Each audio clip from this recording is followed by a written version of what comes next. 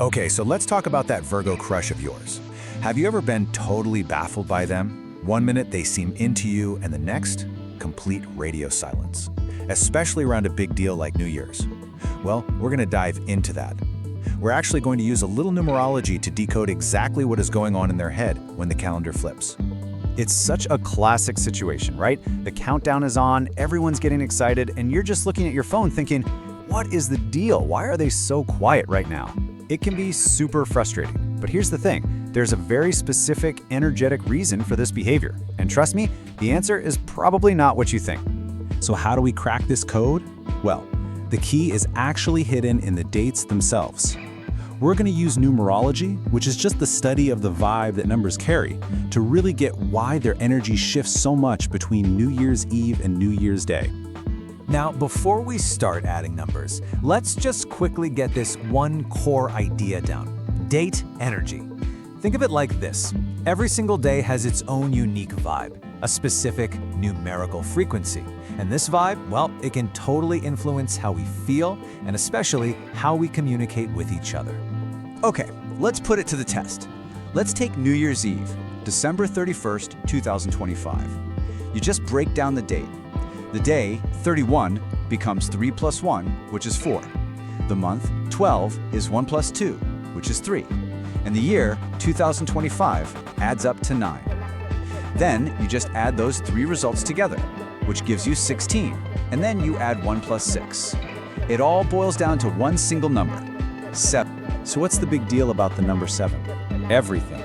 The number 7 is the energy of the thinker. This is a vibe of deep thought, analysis, and quiet introspection. It's all happening internally. It's slow. Sound like a certain Virgo you might know? Yeah. Now watch what happens just 24 hours later. On January 1st, 2026, the math is totally different. The day is a 1, the month is a 1, and the year adds up to a 1. You add them all together, and you get a 3, a completely different energy. It's like flipping a switch. And wow, what a difference a number makes. The number 3 is the communicator. This energy is all about expression, being social, being curious, and opening up a little. It's just lighter, friendlier. Basically the polar opposite of that heavy internal number 7 energy. So what we have here is this amazing tale of two totally different days. You can literally see in the numbers how your Virgo crush goes from a state of intense overthinking to a place where they're suddenly way more likely to actually reach out. Putting it side by side like this makes it so clear. On the 31st, they're stuck in that thinker energy, running in mental circles, being super cautious. Then the first hits and that communicator energy takes over. All of a sudden, there's room for curiosity and this feeling of a fresh start. Okay, let's be really clear about New Year's Eve. That silence you're getting, it's not personal, it's processing. They are deep in their head, analyzing what they feel, replaying every conversation you've had, and here's the most important part. Their caution is a sign that they're taking you seriously. This is evaluation, people, not rejection. But then, boom, the calendar flips, that heavy energy lifts, and their heart kind of cracks open just a little bit. They feel more relaxed, and they might actually reach out. Now, don't expect a love poem, okay? It'll probably be a casual text, maybe just an emoji.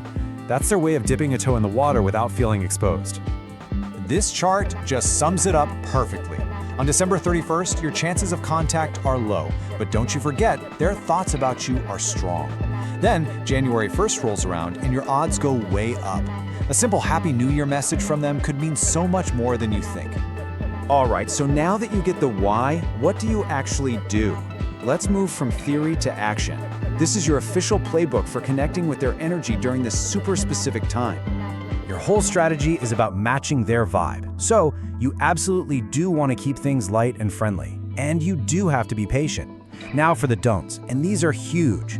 Don't get emotionally heavy. And whatever you do, do not push for the "what are we" talk. That's a surefire way to make them retreat right back into their shell. If you only remember one thing from all of this, let it be this right here. A simple, warm message is your golden ticket. It's perfect because it shows you're thinking of them, but it puts zero pressure on them. You're respecting their cautious nature while gently opening the door for that light, communicative energy to come through. So let's just zoom out for a second and look at the big picture here. This whole thing isn't really just about New Year's. It's about understanding the Virgo heart. And with a Virgo, it is always about playing the long game. So let's recap the main points. 1. Your Virgo crush is thinking about you, and they're thinking seriously. 2. New Year's Eve is for them, but New Year's Day opens a little window for you. And 3. Progress is going to be slow, but what you're building is stable and real because it's based on trust. And that really is the bottom line, isn't it? You cannot rush a Virgo into love. It's just not how they operate. They need to analyze, they need to process, and above all, they need to feel safe. But if you can give them that space, if you can earn their trust, you will have one of the most loyal, consistent, and amazing partners you could ever ask for. So, is all that patience worth it? Well, the numbers seem to think so.